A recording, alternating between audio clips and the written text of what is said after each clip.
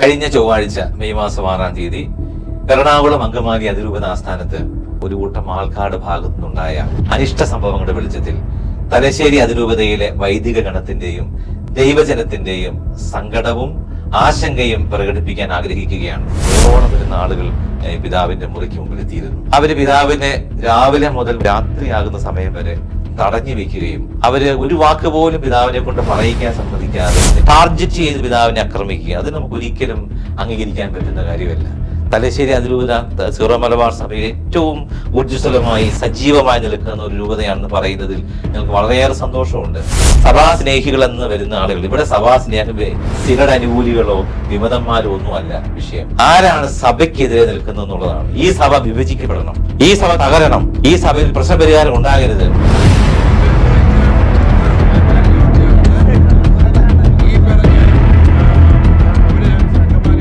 പ്രിയപ്പെട്ട സഹോദരങ്ങളെ, കഴിഞ്ഞ ചൊവ്വാഴ്ച മെയ് മാസം 6-ാം തീയതി എറണാകുളം അങ്കമാലി അതിരൂപത ആസ്ഥാനത്ത് സീറോ മലബാർ സഭയുടെ മേജർ ആർച്ച് ബിഷപ്പിന്റെ വികാരിയായി ശുശ്രൂഷ ചെയ്യുന്ന തലശ്ശേരി അതിരൂപതയിലെ അധ്യക്ഷൻ അഭിവന്ദ്യമാർ ജോസഫ് പാമ്പ്ളാനി പിതാവിന് സഭാ അനുകൂലികൾ എന്ന പേരിൽ വന്ന ഒരു കൂട്ടം ആൾക്കാട് ഭാഗത്തു നിന്നുണ്ടായ തിക്തമായ അനുഭവങ്ങളുടെ വെളിച്ചത്തിൽ അന്ന് എറണാകുളത്ത് ആർച്ച് ബിഷപ്പ് ഹൗസിൽ സംഭവിച്ച അനിഷ്ട സംഭവങ്ങളുടെ വെളിച്ചത്തിൽ തലശ്ശേരി അതിരൂപതയിലെ വൈദിക ഗണത്തിൻ്റെയും ദൈവജനത്തിൻ്റെയും സങ്കടവും ആശങ്കയും പ്രകടിപ്പിക്കാൻ ആഗ്രഹിക്കുകയാണ്. സീറോ മലബാർ സഭയെ സ്നേഹിക്കുന്ന നമുക്കെല്ലാവർക്കും ഉള്ളിലുള്ള ഒരു സങ്കടമാണ് എറണാകുളത്ത് നിലനിൽക്കുന്ന കുർബാന വിഷയം. ഏതു വിധേനയും ഒരു പരിഹാരത്തിലേക്ക് എത്തി സഭ പൊതുസമൂഹത്തിൽ അഭിമാനത്തോടെ നിൽക്കുന്നത് സ്വപ്നം കാണാത്ത ഒരാൾ പോലും നമ്മുടെ സഭയിലില്ല. അങ്ങനെയിരിക്കെ സർവ സമാധാന ശ്രമങ്ങളെയും പരിഹാര ശ്രമങ്ങളെയും തച്ചുടയ്ക്കുന്ന വിധത്തിലുള്ള പ്രതികരണങ്ങൾ ചില ഭാഗത്തു നിന്ന് ഈ ഘട്ടത്തിൽ ഉണ്ടാകുന്നത് നമ്മൾ ഒന്നടങ്കം തള്ളിപ്പറയേണ്ട യാഥാർത്ഥ്യമാണ്. എന്താണ് അന്ന് എറണാകുളത്ത് ആർച്ച് ബിഷപ്പ് ഹൗസിൽ സംഭവിച്ചത്? യഥാർത്ഥത്തിൽ അന്ന് സംഭവിച്ച കാര്യങ്ങൾ സാധാരണഗതിയിൽ എല്ലാ ആഴ്ചയും ചുരുങ്ങിയത് 3 ദിവസമെങ്കിലും പാമ്പ്ളാനി പിതാവ് എറണാകുളത്ത് എത്തുകയും അരമനയിൽ താമസിച്ച് എറണാകുളം അങ്കമാലി അതിരൂപതയുടെ കാര്യങ്ങൾ നിർവഹിക്കുകയും ചെയ്യുകയാണ് ചെയ്യുന്നത്. ചൊവ്വാഴ്ച പ്രഭാതത്തിൽ പിതാവും പിതാവിൻ്റെ ഒപ്പം സെക്രട്ടറിയും ഡ്രൈവറും അവരെത്തുകയും രാവിലത്തെ സമയത്ത് കുർബാന അർപ്പിച്ചുകൊണ്ടിരിക്കുമ്പോൾ ആർച്ച് ബിഷപ്പ് ഹൗസിന്റെ ഗേറ്റിംഗിൽ ശബ്ദഹോലാരങ്ങൾ ഉണ്ടാകുകയും ചെയ്തതായിട്ട് അവർ ശ്രദ്ധിച്ചു. കുർബാന കഴിഞ്ഞ് പിതാവ് താഴെ എത്തിയപ്പോഴേക്കും ഒരു 100ഓളം വരുന്ന ജനക്കൂട്ടം ഈ ബിഷപ്പ് ഹൗസിനുള്ളിൽ നിൽക്കുകയാണ്. സാധാരണഗതിയിൽ ഒരു വലിയ ജനക്കൂട്ടത്തോട് സംസാരിക്കുന്നതിനേക്കാൾ പ്രായോഗികമാകുന്നത് അവരുടെ പ്രതിനിധികളായിട്ട് വരുന്ന 3-4 ആൾക്കാരുമായിട്ട് സംസാരിക്കുന്നതാണ്. അപ്രകാരം ഒരു 3-4 ആളുകളെ കയറ്റിവിടാനുള്ള നിർദ്ദേശം കൂരിയായിക്ക് കൊടുത്തിരുന്നെങ്കിലും അന്ന് ഏതു വിധത്തിലാണെങ്കിലും ആളുകൾ 100ഓളം വരുന്ന ആളുകൾ പിതാവിൻ്റെ മുറിക്ക് മുമ്പിൽ എത്തിയിരുന്നു. അവർ പിതാവിനെ രാവിലെ മുതൽ രാത്രിയാകുന്ന സമയം വരെ തടഞ്ഞു വയ്ക്കുകയും അവർ ഒരു വാക്ക് പോലും പിതാവിനെ കൊണ്ട് പറയിക്കാൻ സമ്മതിക്കാതെ നിരന്തരം അസഭ്യ വർത്തമാനങ്ങൾ പറഞ്ഞും കേട്ടാൽ അറയ്ക്കുന്ന തെറിവാക്കുകൾ, സാധാരണ മദ്യപിച്ച് ഒരു നിലവാരമില്ലാതെ ജീവിക്കുന്ന ആളുകൾ പോലും പറയാൻ അറയ്ക്കുന്ന തരത്തിലുള്ള വാക്കുകൾ, അത് ഒരു സഭാ അധ്യക്ഷനെതിരെ സഭാസ്നേഹികൾ എന്ന ലേബലിൽ വന്ന് പറയുമ്പോൾ പ്രിയപ്പെട്ടവരെ, അവരൊരിക്കലും സഭാസ്നേഹികളല്ലെന്നും ഈ സഭയുടെ നന്മ അല്പം പോലും ആഗ്രഹിക്കാത്തവരാണെന്ന് നമ്മൾ പറയേണ്ടി വരും. അന്ന് അവിടെ സംഭവിച്ച കാര്യങ്ങൾ പിതാവിനെ ഒന്ന് വെള്ളം കുടിക്കാൻ പോലും ഒരു പുറത്തേക്ക് വിടാതെ തടഞ്ഞു വെച്ചുകൊണ്ടിരുന്നു. ദേഹോദരം ഏൽപ്പിക്കുന്ന സാഹചര്യം ഉണ്ടായി. പിതാവ് പുറത്തേക്ക് ഇറങ്ങാൻ തുടങ്ങുമ്പോൾ ആൾ ഇടിക്കാൻ ശ്രമിക്കുന്നുണ്ടായി. നിങ്ങൾ ചില വീഡിയോകളിലൊക്കെ ഇത് കാണാൻ നമുക്ക് പറ്റുന്നുണ്ട്. പിതാവിൻ്റെ സെക്രട്ടറി പറഞ്ഞതനുസരിച്ച് ചിലരൊക്കെ ഇടിക്കാൻ ശ്രമിച്ചു. പോലീസിൻ്റെ സഹായം അവിടെ ഉണ്ടായിരുന്നെങ്കിലും പോലീസ് ഇടപെടൽ പോലും തടയുന്ന രീതിയിലുള്ള പ്രവർത്തനങ്ങൾ അവിടെ നടന്നിട്ടുണ്ടായിരുന്നു. ഞങ്ങൾ പോലീസുകാരോട് അന്വേഷിച്ചു എന്താണ് നിങ്ങൾ ഇടപെടാതിരുന്നത്. അപ്പോൾ അവർ പറയുന്നത് കൂരിയൻ തന്നെ പറഞ്ഞു ഇവിടെ വിഷയങ്ങളൊന്നുമില്ല, നിങ്ങൾ ഇടപെടേണ്ട കാര്യമില്ല. ഏതായാലും പ്രിയപ്പെട്ടവരെ, ഒരിക്കലും സംഭവിക്കാൻ പാടില്ലാത്ത കാര്യങ്ങളാണ് അന്ന് എറണാകുളം അരമനയിൽ നടന്നത്. അവരെ പിതാവിനെ തടഞ്ഞു വയ്ക്കുക മാത്രമല്ല, പിതാവിൻ്റെ മുറിയിൽ അതിക്രമിച്ച് കയറി പിതാവിൻ്റെ ബാഗ് എടുത്തുകൊണ്ട് പോയി. അതിലുണ്ടായിരുന്ന പണം അവർ മോഷ്ടിച്ചുകൊണ്ട് പോയി. പിതാവിൻ്റെ ഡ്രൈവർ ഒരു കാര്യമില്ലാതെ പുറത്തു നിന്ന് അവനെ കഴുത്തെ പിടിച്ച് തത്തിച്ചു വിട്ട് അവനെ ചവിട്ടി വീഴ്ത്തി മർദ്ദിച്ച് പരിക്കുണ്ടാക്കി. അവന് വണ്ടിയുടെ 4 ടയറിൻ്റെയും കാറ്റ് കുത്തിവിട്ടു. വണ്ടിക്ക് മുമ്പിലുണ്ടായിരുന്ന കർത്താവിൻ്റെ വിശുദ്ധ കുരിശ് അവരഴിച്ചെടുത്തുകൊണ്ട് പോയി. വണ്ടിയുടെ പുറകിൽ പിതാവ് സിനഡിനെ അനുസരിക്കാത്ത ആളാണെന്നൊക്കെയുള്ള ആക്ഷേപവാക്യങ്ങൾ എഴുതി വെച്ച് അത് ഫോട്ടോ എടുത്തിട്ട് അത് സോഷ്യൽ മീഡിയയിലൊക്കെ പ്രചരിപ്പിച്ചു. വളരെ മോശമായ രീതിയിൽ നമുക്കൊരു തരത്തിലും അംഗീകരിക്കാൻ പറ്റാത്തതിലുള്ള പ്രവർത്തനങ്ങളാണ് പ്രിയപ്പെട്ടവർ അന്ന് അവിടെ നടന്നത്. സഭാസ്നേഹികൾ എന്ന് പറയുന്ന ഈ ആളുകൾ അവർ സഭയെ സ്നേഹിക്കുന്നവരാണോ? ഈ അസഭ്യ വർത്തമാനങ്ങൾ മുഴുവൻ പറഞ്ഞ് നമ്മൾ കേട്ടാൽ അറയ്ക്കുന്ന തെറിവാക്കുകളാണ്. ഇത്തരം ചീത്ത വർത്തമാനങ്ങൾ പറഞ്ഞിട്ട് അതേ വാക്കുകൊണ്ട് തന്നെ ഇപ്പോൾ ഈ പിതാവിൻ്റെ മുറിക്ക് മുമ്പിൽ കുത്തിയിരുന്ന് കൊന്തയിടിക്കൊണ്ടിരിക്കുകയാണ്. ഇവർ എന്താണ് ഉദ്ദേശിക്കുന്നത്? ആരാണ് ഇവരെ നയിക്കുന്നതെന്നൊക്കെയുള്ള ചിന്ത നമ്മളെ സങ്കടപ്പെടുത്തും. വാസ്തവത്തിൽ പ്രിയപ്പെട്ടവരെ, എറണാകുളത്തെ വിഷയം സിനഡിൻ്റെ മുമ്പിൽ ഒരു കീറാമുട്ടിയായിട്ട് നിൽക്കുന്ന കാര്യമാണെന്ന് നമുക്കറിയാം. എത്രയോ നാളുകളായി, വർഷങ്ങളായി നമ്മൾ കർത്താവിൻ്റെ സഭ ഈ വിഷയവുമായി ബന്ധപ്പെട്ട് ജനമധ്യത്തിൽ, പൊതുസമൂഹത്തിൽ അവഹേളിക്കപ്പെടുന്നു. സീറോ മലബാർ സഭയുടെ ഒരു നല്ല കാലമാണ് ഇപ്രകാരം നമ്മൾ ഈ ഒരു വിഷയത്തിൻ്റെ പേരിൽ നമ്മൾ നഷ്ടപ്പെട്ടുകൊണ്ടിരിക്കുന്നത്.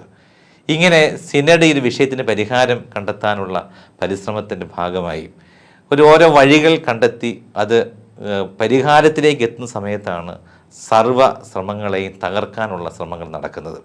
നമ്മൾ ഈ സംഭവിക്കുന്ന കാര്യങ്ങളെ വിലയിരുത്തുമ്പോൾ അഭിവന്ദ്യ പാമ്പളാനി പിതാവ് മേജർ ആർച്ച് ബിഷപ്പിൻ്റെ വികാരിയായി എറണാകുളത്തെ ഉത്തരവാദിത്വം ഏറ്റെടുത്ത് തുടങ്ങിയ ആ സമയം മുതൽ ചില വിഭാഗം ആളുകൾ, ചില ഗ്രൂപ്പുകൾ അവർ വളരെ ബോധപൂർവം പിതാവിനെ കോർണർ ചെയ്ത് സോഷ്യൽ മീഡിയയിൽ ആക്ഷേപിക്കുന്നത് ഞങ്ങൾ ശ്രദ്ധിച്ചിട്ടുണ്ട്. പല അധിക്ഷേപ വർത്തമാനങ്ങളും അത് ചില അച്ഛന്മാരാണ്, ചില അൽമായരാണ് പല രീതിയിൽ അവർ പ്രതികരിക്കുന്നതും അവർ വർത്തമാനങ്ങൾ പറയുന്നതും കാണുമ്പോൾ ഞങ്ങളത് ഒരിക്കലും പ്രതികരിക്കാതെ തള്ളിക്കളഞ്ഞത് അതൊന്നും പ്രതികരിക്കാൻ മാത്രം വിലയുള്ളതല്ല എന്നതുകൊണ്ടാണ്. പക്ഷേ ഇത് ഞങ്ങൾ പ്രതികരിക്കുന്നത് ഒരു സമാധാന ശ്രമങ്ങൾ അതിൻ്റെ ഒരു വിജയത്തിലേക്ക് എത്തുന്ന ഒരു ഘട്ടത്തിൽ അത് തകർക്കാൻ ശ്രമിക്കുമ്പോൾ നമ്മളെ ആശങ്കപ്പെടുത്തുന്നുണ്ട്. വാസ്തവത്തിൽ എന്താണ് ഈ പാമ്പളാനി പിതാവിനെ ഇത്രത്തോളം എതിർക്കാൻ ഒരുപറ്റം ആളുകളെ പ്രേരിപ്പിക്കുന്നത്? അത് സഭാസ്നേഹമല്ലെന്നുള്ളത് വ്യക്തമാണ്. എറണാകുളം വിഷയത്തിനൊരു പരിഹാരത്തിലേക്ക് എത്തുന്ന ഒരു ഘട്ടത്തിലേക്ക്, പ്രത്യേകിച്ച് അവിടുത്തെ വിശുദ്ധ കുർബാന അർപ്പണം അതെങ്ങനെയാണ് നമുക്കൊരു ബുദ്ധിമുട്ടില്ലാത്ത രീതിയിൽ സിനഡ് ആഗ്രഹിക്കുന്ന ഒരു പൂർണ്ണമായ ഒരു കുർബാന അർപ്പണത്തിലേക്ക് എത്തുന്നത്, അതിൻ്റെ ഒരു പടി എന്ന നിലയിലാണ് അവർ ഇപ്പോഴും നമ്മൾ കാണുന്ന ഒരു പരിഹാരത്തിലേക്ക് എത്തിയത്. പക്ഷേ ആ പരിഹാര ശ്രമത്തെ സമവായ കുർബാന എന്ന് പറഞ്ഞ് ആക്ഷേപിക്കുകയാണ്. വാസ്തവത്തിൽ ഈ സമവായ കുർബാനയോ അല്ലെങ്കിൽ ഇവർ ഈ പറയുന്ന ഒരു പരിഹാരത്തിന് വഴി പാമ്പളാനി പിതാവിൻ്റെ കണ്ടുപിടുത്തമല്ല. 2024 ജൂൺ മാസത്തിൽ നടന്ന ഓൺലൈൻ സിനഡിൽ സീറോ മലബാർ സഭയിലെ പിതാക്കന്മാർ എറണാകുളം അങ്കമാലി അതിരൂപതയിലെ ഈ കുർബാന പ്രശ്നത്തിൻ്റെ പരിഹാരം എന്ന നിലയിൽ ഞായറാഴ്ച ഒരു കുർബാനയെങ്കിലും സിനഡ് അംഗീകരിക്കുന്ന ആ സിനഡിൻ്റെ രീതിയിലുള്ള കുർബാന അർപ്പിക്കണം, അങ്ങനെ ഒരു തീരുമാനത്തിലേക്ക് എത്തി അത് പതുക്കെ നടപ്പിലാക്കി അല്പസമയമെടുത്ത് പൂർണ്ണമായ ഒരു സിനഡ് കുർബാന അർപ്പണത്തിലേക്ക് എത്തുക ഉദ്ദേശമായിരുന്നു. സിനഡിൻ്റെ ഈ തീരുമാനം നമ്മൾ മനസ്സിലാക്കുന്നു, അത് ജൂൺ മാസം 21-ാം തീയതി പുറത്തിറങ്ങിയ സർക്കുലറിൽ അത് വ്യക്തമാണ്. സിനഡ് തീരുമാനം നടപ്പിലാക്കാൻ വേണ്ടി അന്ന് സിനഡിൽ തന്നെ തീരുമാനം സീറോ മലബാർ സിനഡിൻ്റെ സെക്രട്ടറി അഭിവന്ദ്യ പാമ്പളാനി പിതാവ്, അഡ്മിനിസ്ട്രേറ്റർ ആയിരുന്ന ബഹുമാനപ്പെട്ട ബോസ്കോ പുത്തൂര് പിതാവ്, കുര്യ പിതാവ് അഭിവന്ദ്യമാർ സെബാസ്റ്റ്യൻ വാണിപ്പുരയ്ക്ക് പിതാവ്, 3 പിതാക്കന്മാരടങ്ങിയ ഒരു സംഘത്തെയാണ് സിനഡ് നിയമിച്ചത്. ഈ പിതാക്കന്മാരുടെ സംഘം എറണാകുളം അങ്കമാലി അതിരൂപതയിൽ അന്നത്തെ കൂരിയ വൈദിക പ്രതിനിധികളുടെയും അൽമായ പ്രതിനിധികളുമായി നടത്തിയ ഒരു ചർച്ചയിൽ ഒരു ധാരണ ഉണ്ടാകുകയാണ്. ആ ധാരണ പ്രകാരമാണ് പ്രിയപ്പെട്ടവരെ അന്ന് പെർമനന്റ് സിനഡിൻ്റെ അംഗീകാരത്തോടു കൂടി ജൂൺ മാസം 29-ാം തീയതി മേജർ ആർച്ച് ബിഷപ്പിൻ്റെയും അഡ്മിനിസ്ട്രേറ്ററിൻ്റെയും പേരിൽ സംയുക്തമായൊരു കൽപ്പന പുറത്തു വരുന്നത്, ഒരു ഞായറാഴ്ചയെങ്കിലും ഒരു കുർബാന സിനഡിൻ്റെ രൂപത്തിൽ ചെല്ലണം. ഇതിനെയാണ് പറഞ്ഞ് അത് സമവായ കുർബാനയാക്കി സിനഡിൻ്റെ ഒരു തീരുമാനത്തെ അട്ടിമറിക്കുകയാണ്. അത് മാത്രമല്ല അവർ ചെയ്തിട്ട് പ്രധാനപ്പെട്ട കാര്യം, പ്രിയപ്പെട്ടവരെ, നമ്മൾ അത്ഭുതപ്പെടുത്തി കളയും. ഇത് പാമ്പളാനി പിതാവിൻ്റെ ഒരു ഗൂഢാലോചനയാണ്. എന്തൊക്കെയാണ് വിളിച്ചു പറയുന്നത്? സിനഡിൻ്റെ തീരുമാനം എങ്ങനെയാണ് പിതാവിൻ്റെ ഗൂഢാലോചനയാകുന്നത്? അതിനേക്കാൾ ദയനീയമെന്ന് പറയുന്നത് ഇത് പാമ്പളാനി പിതാവ് എറണാകുളത്തെ ഒരു വിമത നേതാവുമായി രഹസ്യമാക്കി ഉണ്ടാക്കിയ ഒരു ധാരണയുടെ പുറത്താണ് ഈ പറഞ്ഞിരിക്കുന്ന സമവായ കുർബാന ആ ഒരു ഫോർമുല ഉണ്ടാക്കിയിരിക്കുന്നതാണ് പറഞ്ഞ് പരത്തിക്കൊണ്ടിരിക്കുന്നത്. അതൊന്നുമല്ല വാസ്തവമെന്ന് നമുക്ക് എല്ലാവർക്കും അറിയാം. പക്ഷേ നമ്മളെ സങ്കടപ്പെടുത്തുന്ന കാര്യം, സർവ്വ പ്രശ്നങ്ങൾക്കും കാരണക്കാരൻ പിതാവെന്ന മട്ടിൽ പിതാവിനെ കോർണർ ചെയ്ത് വാസ്തവത്തിൽ ഈ 3 പിതാക്കന്മാർ സംസാരിക്കാൻ പോയി. അവരൊക്കെ ഒരു സിനഡിൻ്റെ പങ്കാളിത്തം അതിനകത്തുണ്ടായിരുന്നെങ്കിലും അവസാനം ഒപ്പിട്ട മറ്റു പിതാക്കന്മാരുടെ പേരുകളൊന്നും രംഗത്തില്ല. എല്ലാ ഭാവഭാരവും പാമ്പളാനി പിതാവിലേക്ക് എത്തിക്കാൻ ശ്രമിക്കുന്ന വളരെ ബോധപൂർവമായ ശ്രമത്തെ ഒരു തരത്തിൽ നമുക്ക് അംഗീകരിക്കാനാവില്ല. ഈ എറണാകുളം അങ്കമാലി അതിരൂപത വിഷയത്തിനൊരു പരിഹാരം കണ്ടെത്താൻ, പ്രത്യേകിച്ച് ബോസ്കോ പിതാവ് ഒഴിവാകുന്ന സമയത്ത് പെർമനന്റ് സിനഡിൻ്റെ നിർദ്ദേശപ്രകാരമാണ് സീറോ മലബാർ സഭയിലെ പിതാക്കന്മാർ ഒരുമിച്ച് രഹസ്യ ബാലറ്റ് നടത്തി പാമ്പ്ളാനി പിതാവിനെ ഈ വിഷയം പരിഹരിക്കാൻ സീറോ മലബാർ സഭയിൽ ഇന്നുള്ള പിതാക്കന്മാരിൽ ഏറ്റവും അനുയോജ്യനായ വ്യക്തി പാമ്പ്ളാനി പിതാവാണെന്ന് നമ്മുടെ പിതാക്കന്മാർക്ക് ബോധ്യമുണ്ടായി. അവർ രഹസ്യ വോട്ടെടുപ്പിലൂടെയാണ് പിതാവിൻ്റെ പേര് തീരുമാനിച്ചത്. ആ തീരുമാനത്തെ റോമിൽ നിന്ന് പരിശുദ്ധ പിതാവ് ഫ്രാൻസിസ് മാർപ്പാപ്പയുടെ അംഗീകാരത്തോടുകൂടിയാണ് പാമ്പ്ളാനി പിതാവ് എറണാകുളം അങ്കമാലി അതിരൂപതയുടെ വികാരിയായി ഉത്തരവാദിത്വം ഏറ്റെടുക്കുന്നത്. ഞങ്ങൾ പല ഘട്ടത്തിലും കൂരിയായി ഞങ്ങൾ ഒരുമിച്ച് സംസാരിക്കുമ്പോഴോ തലശ്ശേരിയിലെ അച്ഛന്മാർ പിതാവിനോട് ചോദിച്ചിട്ടുണ്ട്, പിതാവ് എന്തിനാണ് നമ്മൾ ഈ എറണാകുളത്തെ വിഷയം ഇത് ഏറ്റെടുക്കേണ്ട, ഈ വയ്യാവേലി നമ്മളെന്തിനാണ് ഏറ്റെടുക്കുന്നത്, നമ്മൾ എത്രയോ ശാന്തമായിട്ട് നമ്മുടെ തലശ്ശേരിയിൽ നമ്മൾ ജീവിക്കുന്നതാണ്. അന്ന് പിതാവിൻ്റെ മറുപടി ഇതായിരുന്നു, നമ്മൾ സഭ ഏൽപ്പിക്കുന്നൊരു ദൗത്യം അത് സാഹചര്യങ്ങൾ അനുകൂലമല്ലെങ്കിലും ആ സഭയ്ക്ക് വേണ്ടി ചെയ്യണ്ടേ.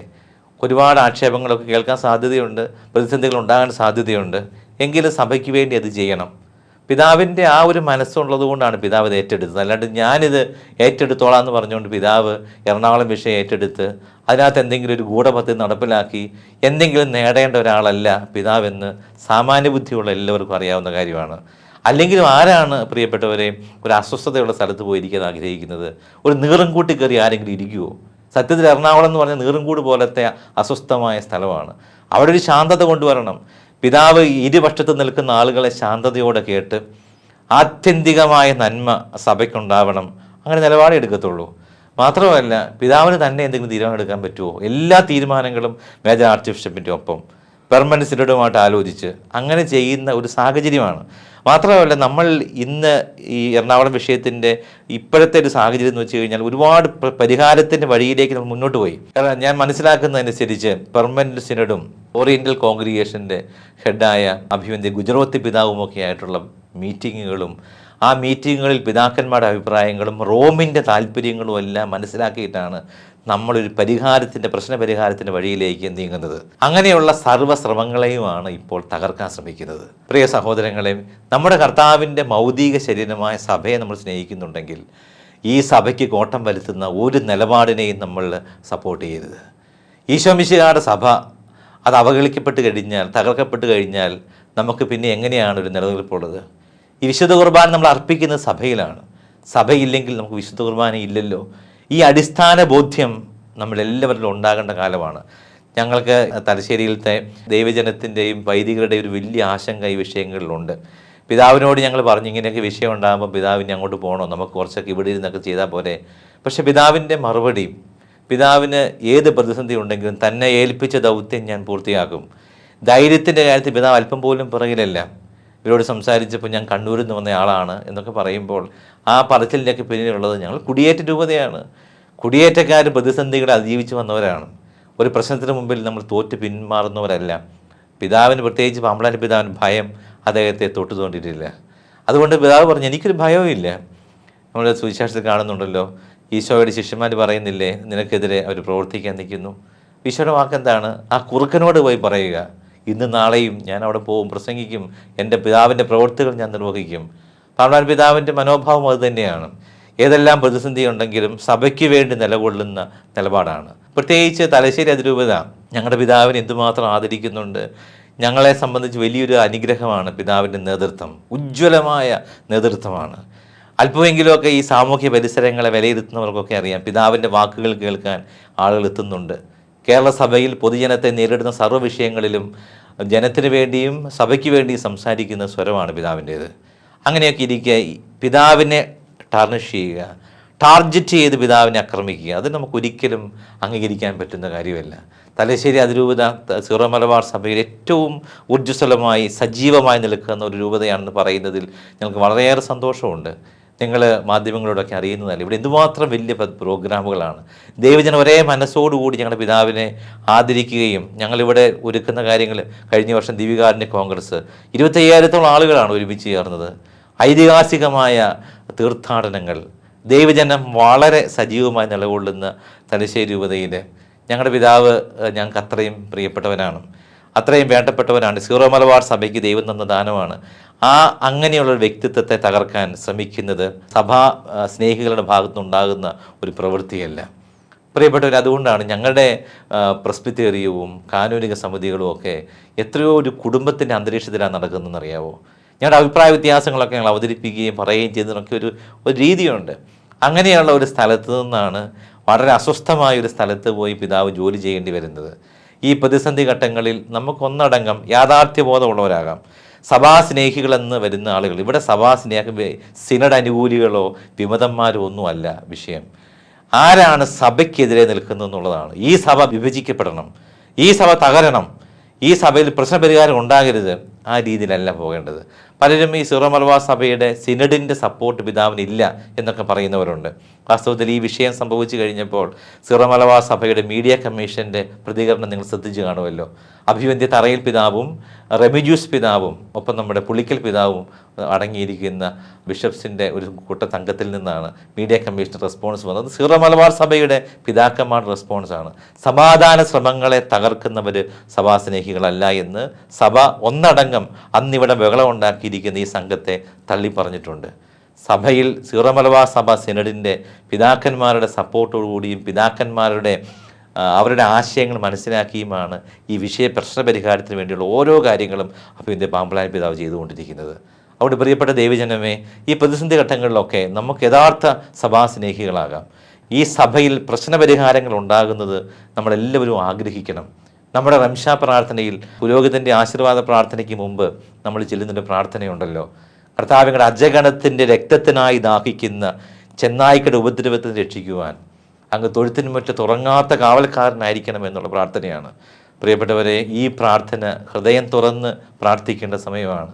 ഞങ്ങളുടെ ഇടയന്മാരെ ആക്രമിക്കുന്ന ചെന്നായ്ക്കൂട്ടങ്ങളെ കർത്താവെ, അവിടുന്ന് അത്തരം ദുഷ്ടശക്തികളെ ഇല്ലായ്മ ചെയ്യണം. ഞങ്ങളുടെ സഭയിൽ സമാധാനത്തിന് അന്തരീക്ഷം ഉണ്ടാവണം. ഞങ്ങളുടെ ഇടയന്മാരെ, ഞങ്ങളുടെ സഭാ മേലധ്യക്ഷന്മാരെ അവിടുന്ന് സംരക്ഷിക്കണം. പ്രിയപ്പെട്ട ദൈവജനമേ, നമ്മുടെ പ്രാർത്ഥന നമ്മുടെ പിതാക്കന്മാരെ ശക്തിപ്പെടുത്തട്ടെ. പാമ്പളാനി പിതാവിൻ്റെ എല്ലാ പ്രശ്നപരിഹാരത്തിന് വേണ്ടിയുള്ള പരിശ്രമങ്ങളെയും പ്രാർത്ഥന വഴി നമുക്ക് ശക്തിപ്പെടുത്താം. അതുകൊണ്ട് ഈ സഭാസ്നേഹികളെന്ന ലേബൽ വന്നിരിക്കുന്ന ഈ സഭാദ്രോഹികളുടെ ഇത്തരം അഴിഞ്ഞാട്ടങ്ങളെ, സഭാവിരുദ്ധമായ പ്രവർത്തനങ്ങളെ ഞങ്ങൾ ഒന്നടങ്കം തള്ളിപ്പറയുകയാണ്.